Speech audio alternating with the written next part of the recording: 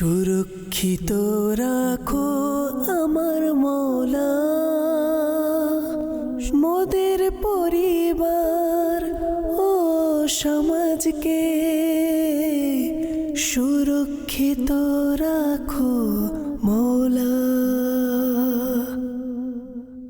আলহামদুলিল্লাহি রাব্বিল আলামিন ওয়াসসালাতু ওয়াসসালামু আলা সাইয়্যিদিল আমবিয়া ওয়াল মুরসালিন আম্মা বা'দ ফাআউযু বিল্লাহি মিনাশ শাইতানির রাজিম বিসমিল্লাহির রহমানির রহিম। আসসালাতু ওয়াসসালামু আলাইকা ইয়া রাসূলুল্লাহ ওয়া আলা আলিকা ওয়া আসহাবিকা ইয়া হাবিবাল্লাহ। আসসালাতু ওয়াসসালামু আলাইকা নবিয়াল্লাহ ওয়া আলা আলিকা ওয়া আসহাবিকা ইয়া নূরাল্লাহ।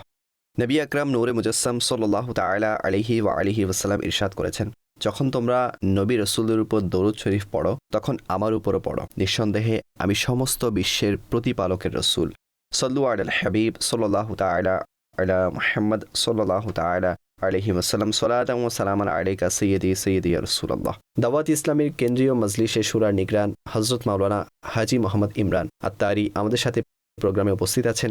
নিগরানের শুরার নিকট আজ আমি প্রথম যে প্রশ্নটি করতে চাইছি তা এই ব্যাপারে যে, যদি দেখা হয় হাজী সাহেব, পরিস্থিতি পরিবর্তনের ফলে, সময় বদলানোর ফলে মানুষের অবস্থার মধ্যেও সেই পরিবর্তন লক্ষ্য করা যায়, কিন্তু অস্থিরতাকে যদি দেখা হয় তো এই অস্থিরতা হচ্ছে এমন একটি বিষয় যা জীবনের প্রায় প্রতিটি স্তরেই কিছু না কিছু পাওয়া যায়। তো এটিকে আপনি কিভাবে দেখেন? এটি কি প্লাস হবে নাকি এটিকে মাইনাস বলবেন? अल्हम्दुलिल्लाहि रब्बिल आलमीन वस्सलातु वस्सलामु अला खातिमिन नबीन। मेरे दिल को दर्द उल्फत, अल्लाहु अकबर। वो सुकून दे इलाही, मेरी बेकरारियों को न कभी करार आए। সুবহানাল্লাহ। আপনি কোন অস্থিরতা, কোন অশান্তির কথা জিজ্ঞাসা করছেন? संगे दरे हुजूर से हमको खुदा न सब्र दे, जाना है सर को जा चुके, दिल को करार आएगी। दिल दर्द से बिस्मिल की तरह लौट रहा हो, अल्लाह सीने पे तसल्ली को तेरा हाथ धरा हो। কোন প্রশান্তির কথা জিজ্ঞাসা করছেন? এটি তো সেই অস্থিরতা, এটি তো সেই ব্যাকুলতা যা আল্লাহ পাক নসিবওয়ালাদের প্রদান করেন। তো একইভাবে আখিরাতের বিষয়ে অস্থির হওয়া, সেই ক্ষেত্রে বান্দা অস্থির, ব্যাকুল হয়ে যান, প্রশান্তি চলে যায়, অর্থাৎ তার ঘুম উলটপালট হয়ে যায়। বাকি রইল অন্যদিক, সে অস্থিরতা যা আজকাল আমাদের মাঝে দেখা যায় তা ডেফিনেটলি আমাদের নিজের দ্বারা তৈরিকৃত অস্থিরতায় হয়ে থাকে, অশান্তি হয়ে থাকে, ব্যাকুলতা হয়ে থাকে। তো প্রশান্তি চলে যায়। যদি প্রশান্তি চলে যায় তাকে ফিরিয়ে আনুন ভাই। কে নিষেধ করেছে? আপনি যদি অনুমতি দেন আমি দু চারটি কথা এই বিষয় সম্পর্কে হাইলাইট করতে চাইছি। যেমন যুবকরা আছেন, তো তাদের মাঝে এই একটি দুশ্চিন্তা থাকে, জানি না হেয়ার কাটিংয়ের সিরিয়াল পাওয়া যাবে নাকি যাবে না।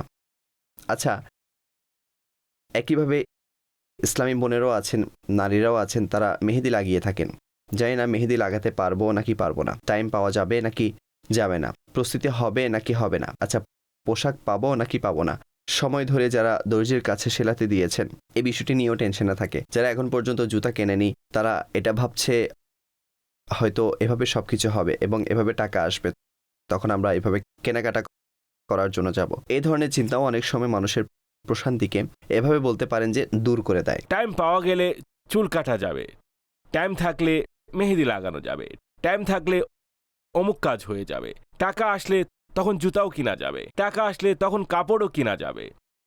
তো এটি স্বয়ং নিজেই চূড়ান্ত হচ্ছে, যদি এটি হয় তাহলে এটি হয়ে যাবে। টাইম পাওয়া যায়নি, মেহেদি লাগানো হয়নি, তখনও জীবন সুন্দরভাবে কেটে যাবে। নতুন জুতা আসেনি, তখনও জীবন কেটে যাচ্ছে। ঈদের কাপড় তৈরি হয়ে আসেনি, আলমারিতে আরও অসংখ্য কাপড় পড়ে আছে।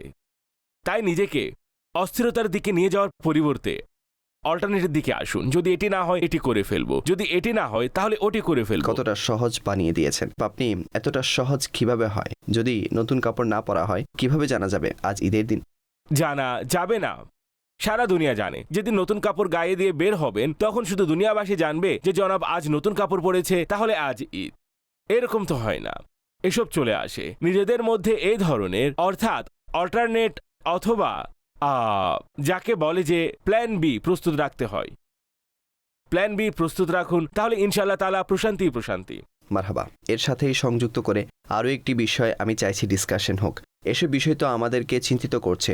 যে 2-4টি জিনিস নিয়ে আমি এইমাত্র আলোচনা করেছি, অতঃপর যে ধরনের পরিস্থিতি বিদ্যমান সেই হিসেবে এসব চিন্তা প্লাস মাইনাস অর্থাৎ কম বেশির বিষয়টি নিয়ে আপনি সামনে কথা বলবেন। কিন্তু এই চিন্তা মোটেও নেই যে এখন পর্যন্ত আমাদের উদাসীনতার কার্যক্রম বিদ্যমান। রাতে আপনি দেখুন, মানুষকে রাতে জাগ্রত থাকতে দেখবেন, বাজারে গলিতে বসে আছে, এরকম মানুষও দেখবেন। কিছু মানুষ লুডো খেলছে, এই টাইপের লোকও আপনি পাবেন। কিছু মানুষ অন্যান্য খেলাধুলায় লিপ্ত, এ ধরনের মানুষও পাবেন। আচ্ছা, গেমিং নিয়ে পড়ে আছে, এমনও পাবেন। অর্থাৎ ঈদ নিয়ে আমাদের যেসব প্রস্তুতির বিষয় আছে সেসব নিয়ে আমরা চিন্তায় তো আছি যে হবে নাকি হবে না, কিন্তু মাহে রমজানুল মোবারক বিদায় নিচ্ছে, আমাদের মাগফিরাতের কোনো ব্যবস্থা কি হয়েছে নাকি হয়নি? আমরা মাগফিরাত লাভের জন্য কোনো আমল কি শুরু করেছি? এ সম্পর্কে আপনি কি মনে করেন? মানুষ কি এসেছে নাকি তাদের আসা উচিত? মানুষ কিভাবে আসবে? আল্লাহর যেসব নেককার বান্দারা আছেন তাদের তো এই ধরনের অস্থিরতা সম্ভবত শুরু হয়ে গিয়েছে যে ভাই 23 রমজান চলে এসেছে, কিন্তু যা ভেবেছিলাম যে আমরা এটা করব ওটা করব এরকম তো কিছুই হয়নি। কেউ যদি নিজের কোনো সংশোধনের মানসিকতা বানিয়ে নেয় ভাই রমজানে আমি এই অভ্যাস দূর করব, দেখছে যে 22 রোজা চলে গেছে, এখন পর্যন্ত অভ্যাস দূর হয়নি। এখন 7 দিনে এমন কি হবে 8তম দিনে এই অভ্যাস চলে যাবে। তো এই আতঙ্ক, এই অস্থিরতা, এই অশান্তি ইনশাআল্লাহ তাকে সওয়াব দান করবেন। ঠিক তো? তো এই ধরনের অবস্থায় এই জাতীয় মানসিকতা যদি তৈরি হয় তাহলে স্পষ্টত এর উপকারিতায় লাভ হবে। আর যদি মানসিকতা তৈরি না হয়, আর আপনি গেমিং এর কথা বললেন, তো গেমিং এর জন্য বাইরে যাওয়ার কি প্রয়োজন? মানুষ ঘরে বসে গেম খেলে মোবাইলে, আগের মতো নেই। দেখুন সালমান ভাই, এখন আর আগের মতো অবস্থা নেই। রমজানুল মুবারক কেমন যেন বিমূর সময় হয়ে গেছে। এটি সঠিক বলছি, বিমূর সময় হয়ে গেছে। যেমন ধরুন গত রমজান যেভাবে কেটে গিয়েছিল এবারও সেভাবে কেটে গেছে, বিমূর সময় হয়ে গেছে, প্রশান্তি আসছে না। আল্লাহ প্রশান্তি দান করুক। আমিন। কল নিয়ে নিচ্ছি। জি। দুনিয়ার চিন্তা দূর হওয়ার কোনো লক্ষ্যই নেই, হিম্মত হারিয়ে ফেলেছি, কি করব? দোয়া করুন আল্লাহ পাক দুনিয়ার দুশ্চিন্তা থেকেও মুক্তি দান করুক। যতদিন বেঁচে আছেন প্রিয় ইসলামী ভাই, দুশ্চিন্তা তো লেগেই থাকবে। দুশ্চিন্তার কোনো সমাধানই নেই। মানসিকতা বানিয়ে নিন। শৈশবে দুশ্চিন্তা ছিল, আব্বু এটা এনে দিন, ওটা এনে দিন, ঘরে এটা নেই, ওটা নেই, আমার এই জিনিস নেই। বড় হলে শিক্ষার চিন্তায় পড়ে যায়, পড়ালেখার চিন্তা চেপে বসে, মার্কসের চিন্তা চেপে বসে। পড়ালেখা শেষ করলেন তখন জবের চিন্তা এসে পড়ে, জব হয়ে গেলে তখন স্যালারির চিন্তা এসে পড়ে, নিজের বিজনেস করলে ইনভেস্টমেন্টের চিন্তা এসে পড়ে, প্রফিটের চিন্তা এসে পড়ে, কর্জে মাল দিয়েছি, কর্জে মাল নিয়েছি, এসব চিন্তা এসে যায়। অবস্থা খারাপ হয়ে গেল, বন্ধ হয়ে গেল, হরতাল হয়ে গেল, অমুক হয়ে গেল, ব্যবসায় লস হয়ে গেল, কোভিড এসে গেল, দুশ্চিন্তায় দুশ্চিন্তা। অথবা বিবাহের চিন্তা এসে পড়ে, বিবাহ হয়ে গেল, তখন পরিবারের ব্যয় বেড়ে যায়, ফ্যামিলি মেম্বার্স বেড়ে যায়, ঘরের অবস্থা ডিস্টার্ব হয়ে যায়, তখন এর চিন্তা এসে পড়ে। এসব চিন্তার মধ্যে ডুবে থাকা অবস্থায় সন্তান জন্ম নেয়, একটু খুশির দিন আগমন করে, অতঃপর বাচ্চা বড় হওয়া শুরু করে। এরপর আল্লাহ না করুক বাচ্চা অসুস্থ হলে, কোনো প্রবলেম দেখা দিলে সে টেনশন দেখা দেয়।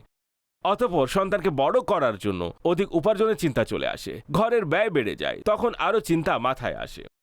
আর সে চিন্তা থেকে এখনো বের হতে পারেনি, এর মধ্যে আরো নানান সমস্যা, এবং আমাদের অসুস্থতার চিন্তা তো আমাদের সাথে লেগেই থাকে। এখন এটার কি হবে, ওটার কি হবে, পাড়া প্রতিবেশীর ব্যাপারেও চিন্তা এসে থাকে। এর মাঝে সন্তান বড় হয়, তাদের বিবাহের চিন্তা চলে আসে, তাদের লেখাপড়ার চিন্তা চলে আসে, তাদের উপার্জনের চিন্তা চলে আসে। চিন্তা করতে করতে করতে করতে শেষমেশ বান্দা মওতের দরজায় পৌঁছে যায়। তখন হয়তো দৃষ্টি খুলে গেলে তো খুলে গেল, হাই সবসময় এসব চিন্তাতেই ডুবেছিলাম। এখন ভবিষ্যতে যেসব মঞ্জিল রয়েছে, কবর ও হাসর, কখনো এই সম্পর্ক তো চিন্তাই করিনি, এখন কি করব? এখন আফসোস করে কি লাভ যখন সব শেষ? যাই হোক, চিন্তাকে বদলান। আমি কিছুদিন পূর্বে এ হাদিস শুনিয়েছিলাম আপনাদেরকে। যে ব্যক্তি তার সমস্ত চিন্তাভাবনাকে আখিরাতের চিন্তা বানিয়ে ফেলে, আল্লাহ পাক তার দুনিয়াবী চিন্তার জন্য যথেষ্ট। এই হাদিস আমি আপনাদেরকে শুনিয়েছিলাম, আর এটি খুবই দলিল সমৃদ্ধ হাদিস, খুবই ঈমান তাজাকারী হাদিস। আমরা এর উপর কেন আমল করি না? আমাদেরও তো এই সমস্ত চিন্তায় ডুবে থাকার অভ্যাস হয়ে গেছে। এখন পর্যন্ত যেভাবে জীবন কাটিয়েছেন ঠিক আছে, এখন আপনাদের কাছে যে অনুরোধ করা হচ্ছে, আপনারা এর উপর আমল করে দেখুন, এর উপকারিতা উপলব্ধি করবেন। হ্যাঁ ভাই, ঠিক আছে, তিনি যখন বলছেন এর উপর আমল করে দেখি। আখিরাতের চিন্তার দিকে নিজের চিন্তা ভাবনাকে কনভার্ট করে দিন যে আমার কি হবে। আর আখিরাতের এই চিন্তা ভাবনার ভেতর দুনিয়ার অনেক চিন্তায় চলে আসে, অর্থনৈতিক চিন্তাও চলে আসে। হারাম থেকে বাঁচতে হবে, আখিরাতের চিন্তা করলে হারাম থেকে বাঁচতে হবে। আখিরাতের চিন্তা করলে হক নষ্ট করা থেকে বাঁচতে হবে। আখিরাতের চিন্তা করলে হুকুকুল্লাহকে নষ্ট করা থেকে বাঁচবে, অবহেলা করা থেকে বাঁচবে। আখিরাতের চিন্তাকারী বান্দার হক নষ্ট করা থেকে বাঁচবে, রাইট? এই সমস্ত জিনিসগুলো এর মধ্যে চলে আসে যদি আপনারা মনোযোগী হন। তার চিন্তার যে লক্ষ্যস্থল হবে, তার চিন্তার যে কেন্দ্রস্থল হবে, তা হবে আখিরাত। যেন আমার আখিরাত খারাপ না হয়। আপনারা তো করে দেখুন একবার। আপনাদের দুনিয়াবী কাজ সহজ হতে শুরু না হলে আমাকে বলবেন। আপনারা করে দেখুন, সেভাবে করে দেখুন যেভাবে পবিত্র শরীয়ত দিক নির্দেশনা দিয়েছে। আল্লাহ পাকের রহমত যদি নসিব থাকে, ঠিক হওয়া শুরু হয়ে যাবে। এর মধ্যে সবচেয়ে বড় ফায়দা জানেন কি হবে? মুসিবত সবর করার অভ্যাস তৈরি হবে। আল্লাহর সন্তুষ্টির উপর সন্তুষ্ট থাকার অভ্যাস তৈরি হবে। তাওয়াক্কুলের যে মাপকাঠি আছে তা বৃদ্ধি পেতে থাকবে। আপনারা করে দেখুন। আর দোয়া করার জন্য আপনাদের অনেক বেশি আগ্রহ তৈরি হবে। আপনারা অনেক বেশি দোয়া করবেন, কথায় কথায় দোয়া করবেন। আমি আপনাদের বলছি, কথায় কথায় দোয়া করবেন। হে আল্লাহ এটা করুন, হে আল্লাহ এটা। আল্লাহ কতটা পছন্দ করবেন ওই বান্দাকে যে প্রতিটি বিষয়ে তার রবের কাছে প্রার্থনা করেছে, প্রতিটি ব্যাপারে দোয়া করেছে। ঘরে লবণ নেই, হে আল্লাহ অনুগ্রহ করুন, আমার ঘরে লবণ নেই, লবণের ব্যবস্থা করে দিন। হে আল্লাহ আমার ঘরে এটি নেই, এটি প্রদান করে দিন। কত ভালো লাগে বান্দা যখন তার রবের কাছে প্রার্থনা করে। তিনি শুনছেন, দেখছেন, প্রকৃত ক্ষমতাবান। সন্তুষ্ট হন। বান্দা যখন দোয়া করে, দোয়া করাও সুন্নাত। Change your mind. If you change your life, change your mind, change your thought. ইনশাআল্লাহ। জি কল। আমার প্রশ্ন হচ্ছে, বাচ্চাদের চাহিদা খুব পেরেশান করে ফেলছে। এটা এনে দাও, ওটা এনে দাও, এটা করে দাও, ওটা চাই, এখনই চলো, এখনই করো। এর কোনো সমাধান বলে দিন। তারা বাচ্চা, যে সঠিক বলেছেন, তারা বাচ্চা। বাচ্চাদের একটি হচ্ছে আকাঙ্ক্ষা, একটি হচ্ছে জেদ। আকাঙ্ক্ষা যদি আপনার সামর্থ্য থাকে এবং আকাঙ্ক্ষা পূরণ করার মধ্যে শরীরে কোনো বাধা নিষেধ নেই, পূর্ণ করে দিন। কিন্তু যখন তার আকাঙ্ক্ষা জেদে রূপ নিবে, স্টপ। জেদ পূর্ণ করবেন না। তাকে না শোনায় অভ্যস্ত কর না, অন্যথায় সে তার কাজ আদায় করে নেওয়ার জন্য সব সময় জেদ করার অভ্যাস গড়ে তুলবে। আজ সে আপনার কাছে উড়োজাহাজ, খেলনার উড়োজাহাজ দাবি করছে, কাল সে আপনার কাছে সত্যিকারের উড়োজাহাজ চাইবে। কি করবেন? দূরদর্শী লোকদের সম্পর্কে আমি পড়েছি, সেখানে আমি তাদের এই বিষয়টিও পড়েছি। তারা বাচ্চাদের জেদ এবং বাচ্চাদের আকাঙ্ক্ষা দুইটির মাঝে পার্থক্য রাখেন, দূরদর্শী ব্যক্তিগণ। আর তারা দেখেন যে সে জেদ করছে, জেদকারী হতে দেবেন না শিশুদেরকে।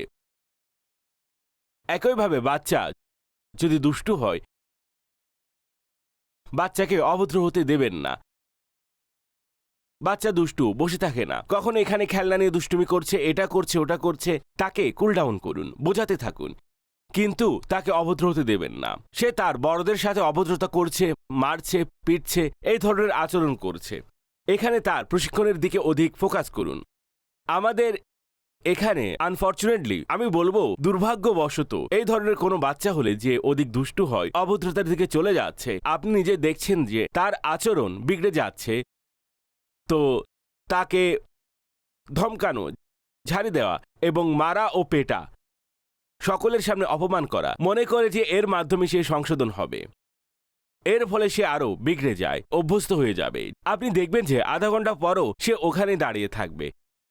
বাবার উচিত এমন বাচ্চাকে নিজের সাথে রাখা, মায়ের উচিত নিজের কাছে রাখা। মা তো রেখেই থাকে, কিন্তু এই ক্ষেত্রে বড়দের উচিত তাকে নিজেদের সাথে রাখা, কেননা তখন তার প্রশিক্ষণের বিষয়টি অধিক জরুরি। তার চরিত্রকে সঠিক করার জন্য তাকে সাথে রাখতে হবে, তাকে অধিক সময় দিতে হবে। সাথে রাখার দ্বারা উদ্দেশ্য অধিক সময় দেওয়া। তাকে নিয়ে বসুন, সে বসবে, কথা বললে কথাও বলবে। তাকে আপনি অ্যাক্টিভিটি দিলেই সে অ্যাক্টিভিটিও করবে, কিন্তু ওসব করতে যাবেন না। এর ফলে অনেক প্রবলেম হয়ে যায়। আমি বাচ্চাদের একটি প্রোগ্রাম করেছিলাম, সম্ভবত আজ থেকে 2 বছর আগে করেছিলাম, আমাদের প্রজন্ম। সেখানে আমি বাচ্চাদের অভ্যাস নিয়ে রিসার্চ করেছিলাম। আর খুব ভালোভাবে আমি ব্যক্তিগতভাবে রিসার্চ করেছিলাম।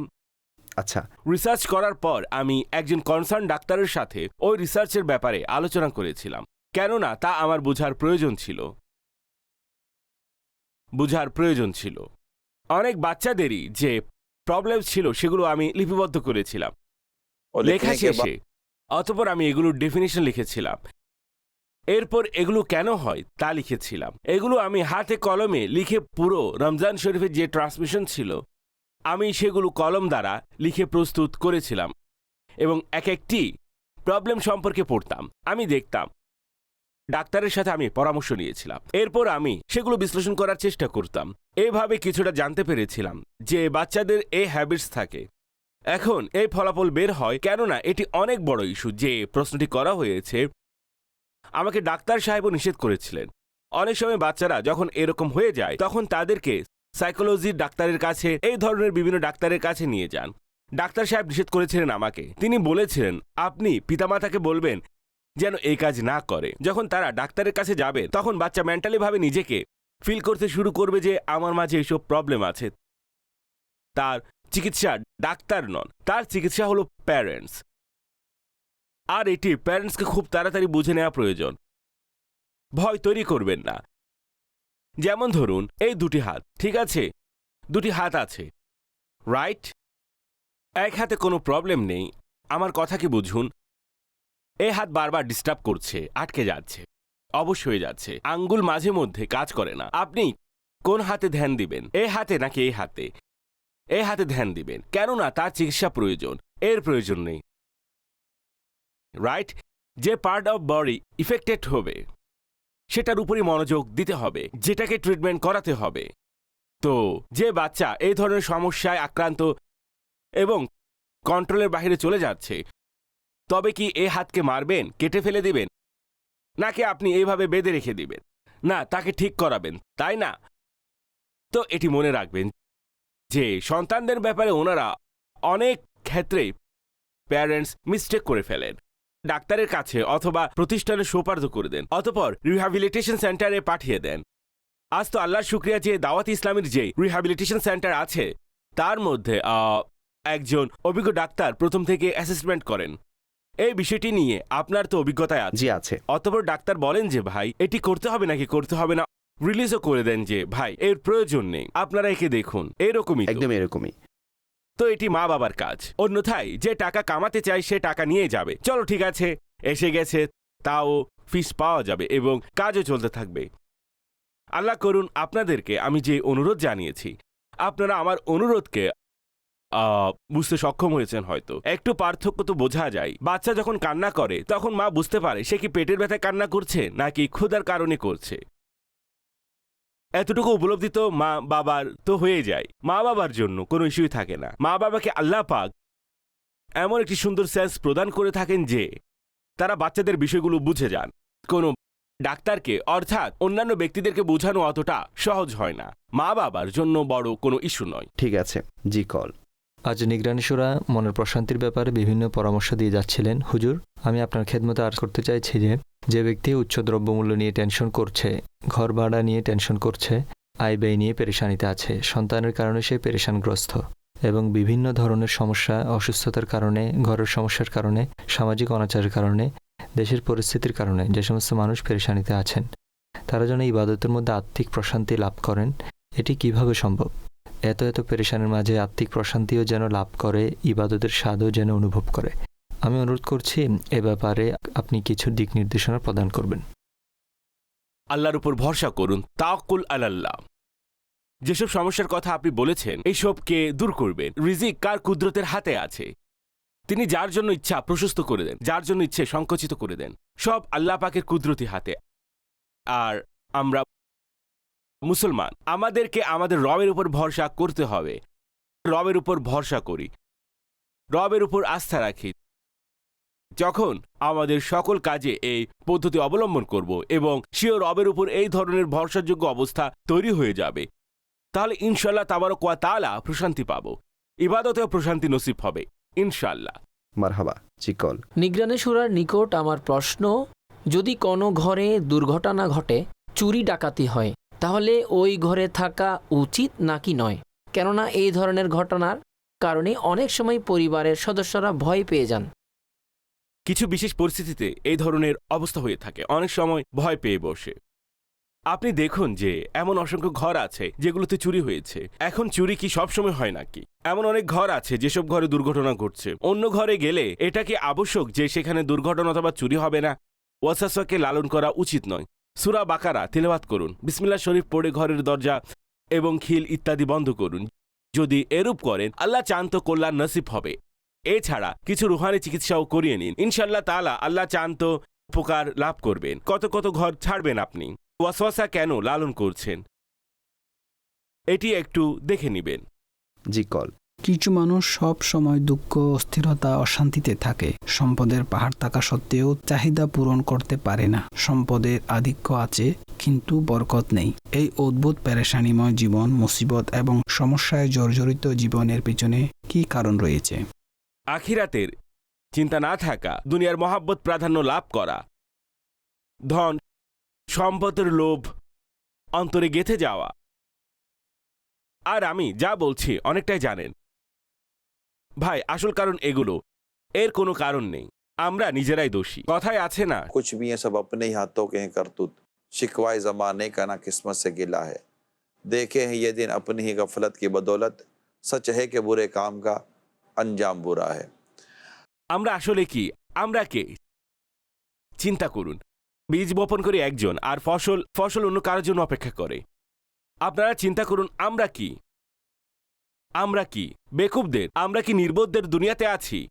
এমন নয়। আমার জানা আছে মানুষ এসে প্রশ্ন করে সবই মিথ্যে হয়ে থাকে।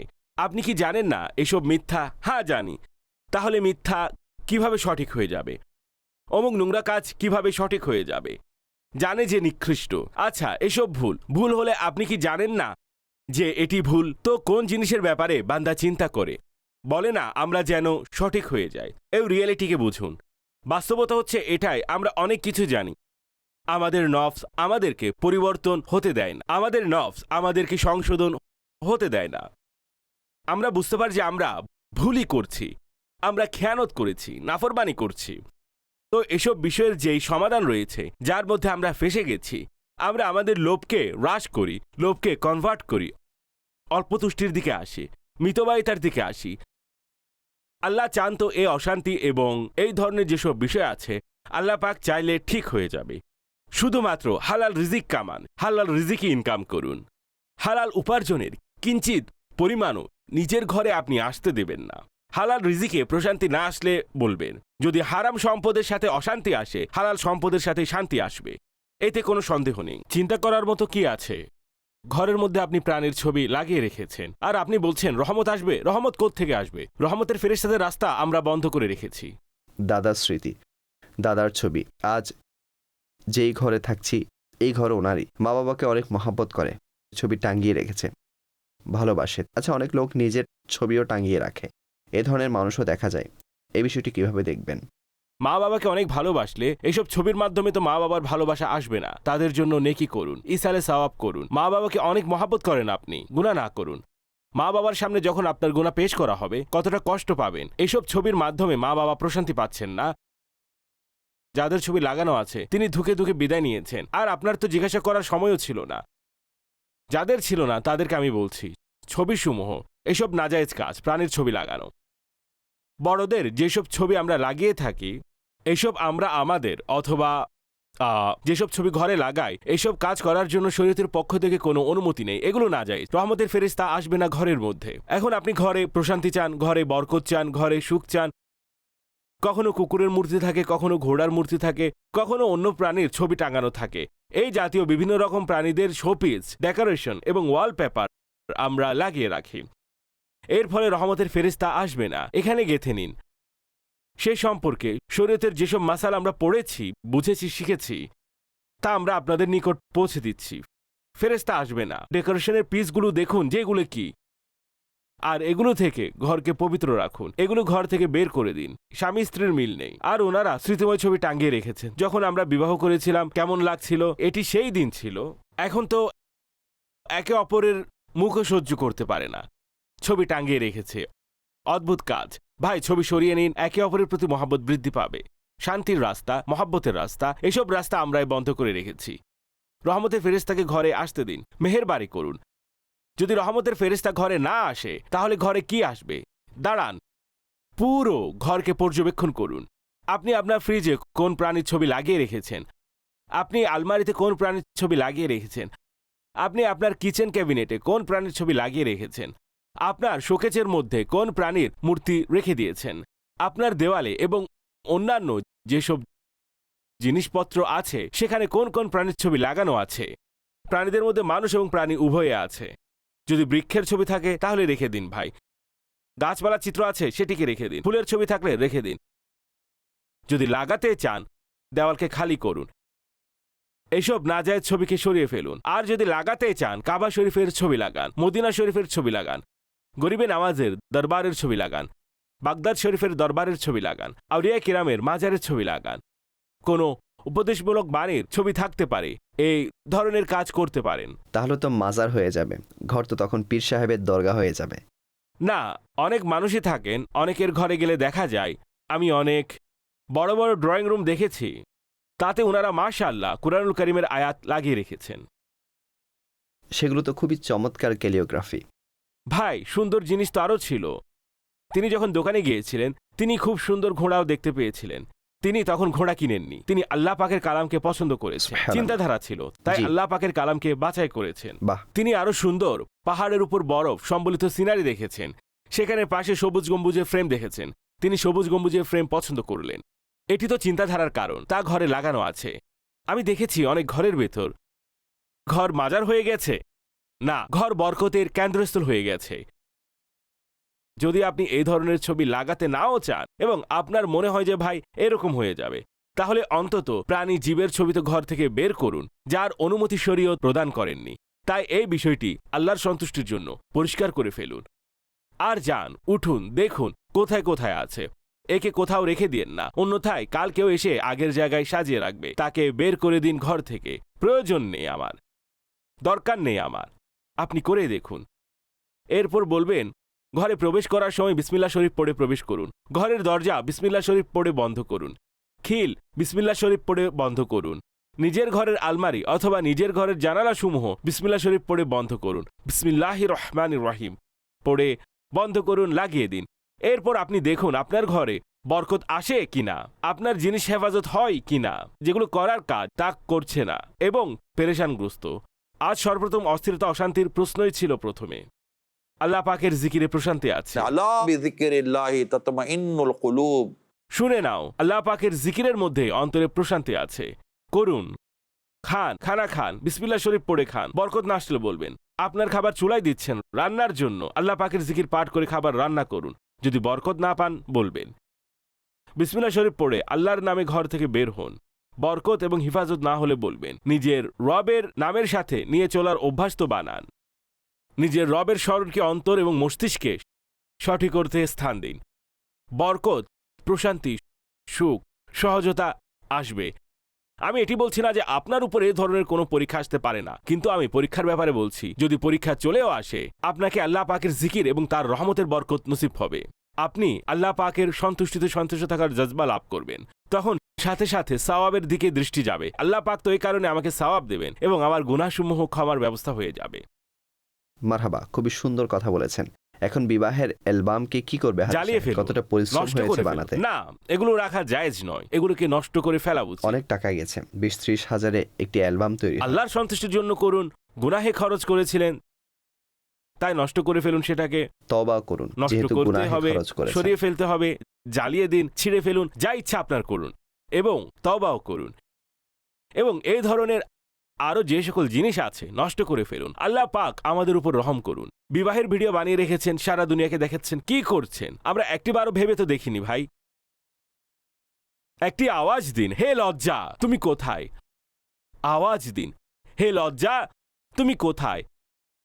আসো আসো, হে লজ্জা আসো, আসো আমার হৃদয়ে গেঁথে যাও, আমাদেরকে শুধরিয়ে যাও। লজ্জার মাধ্যমে মানুষ শুধরে যায়। জি কল।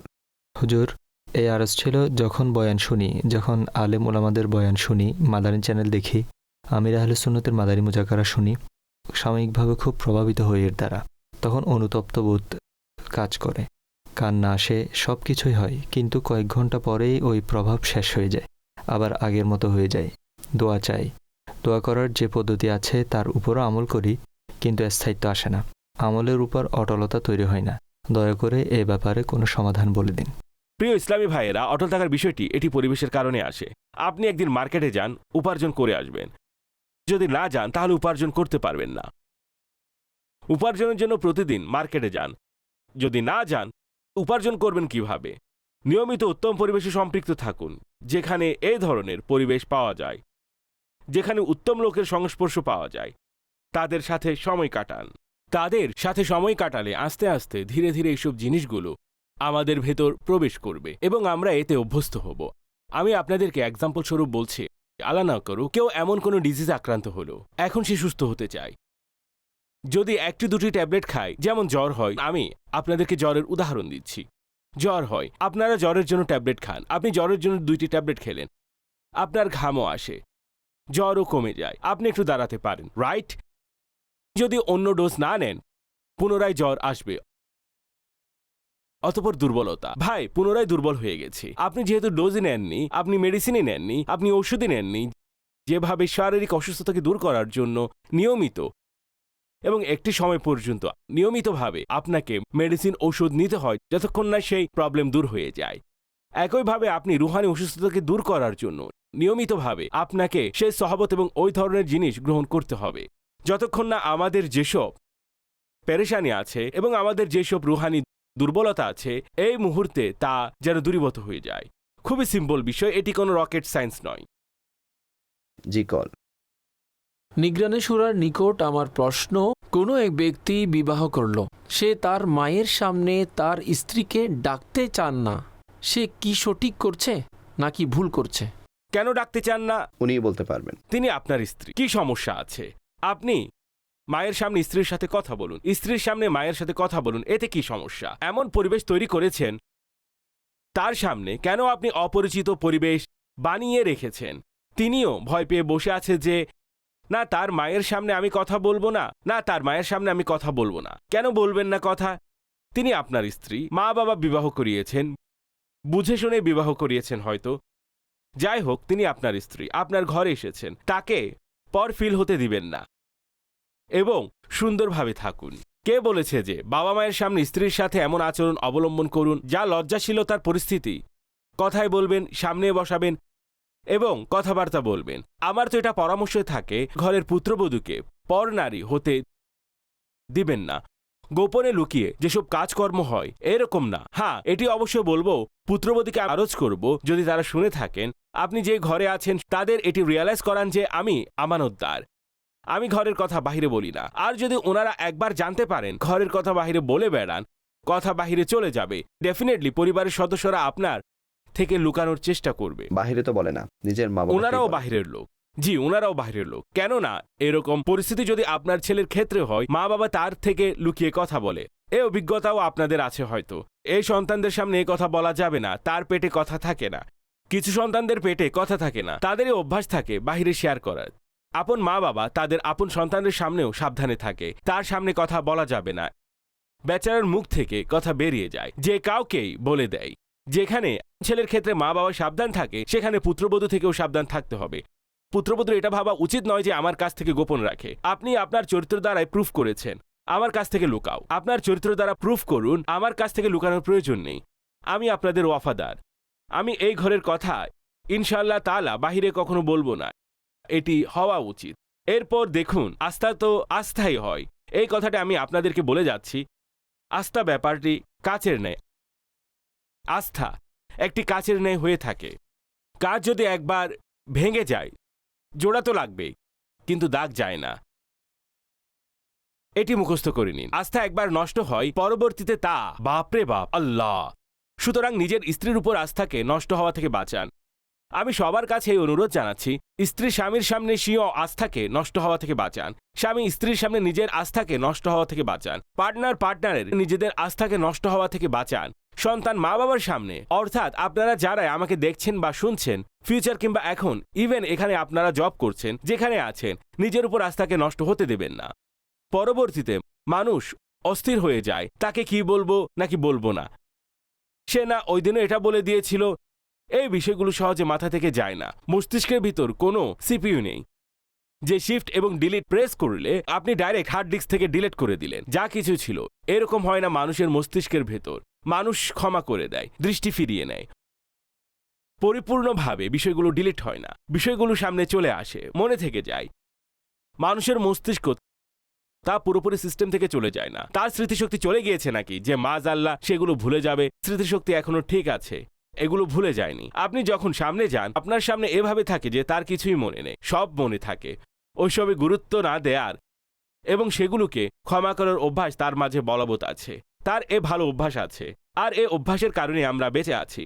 অন্যথায় আমরা প্রশান্তিতে বাঁচতেও পারতাম না।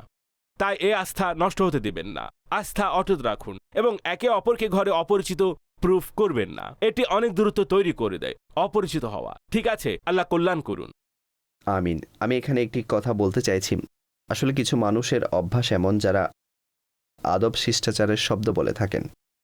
তো স্ত্রীর সাথে যদি আদবের শব্দে কথা বলে, যেমন আপনি কি করছেন, আপনি কোথায় যাচ্ছেন, এ ধরনের কথাবার্তা যদি বলে থাকে, এক্ষেত্রে এই চান্স আছে যে তাকে পরিবারের পক্ষ থেকেই অথবা মা বাবার পক্ষ থেকে, ভাই বোনদের পক্ষ থেকে কোনো কথা শুনতে হবে। আপনি তো খুব সম্মান করছেন আপনার স্ত্রীকে, আর এখন থেকে আপনি তাকে মাথায় তুলে রেখেছেন, এভাবে এ ধরনের কথাবার্তা চলে আসে।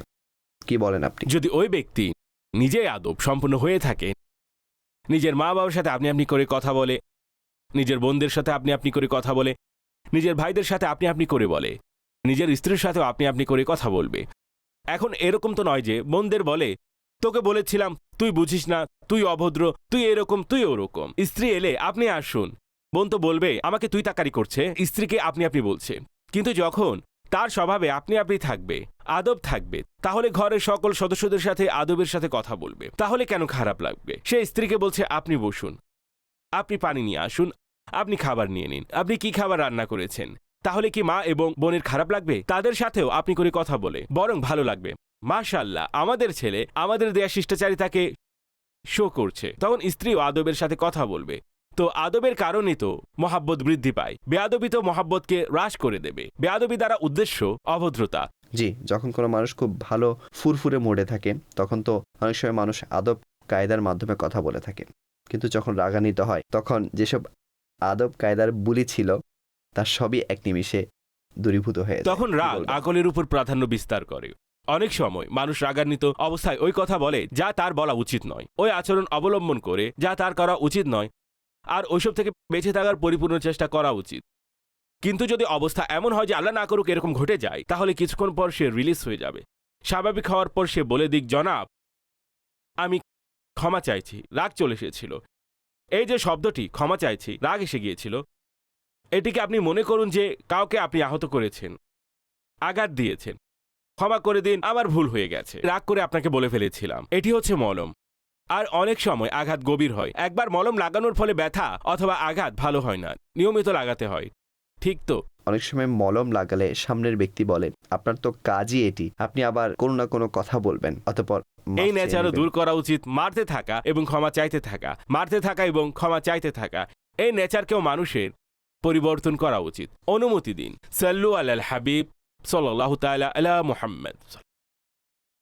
সুরক্ষিত রাখো আমার মৌলা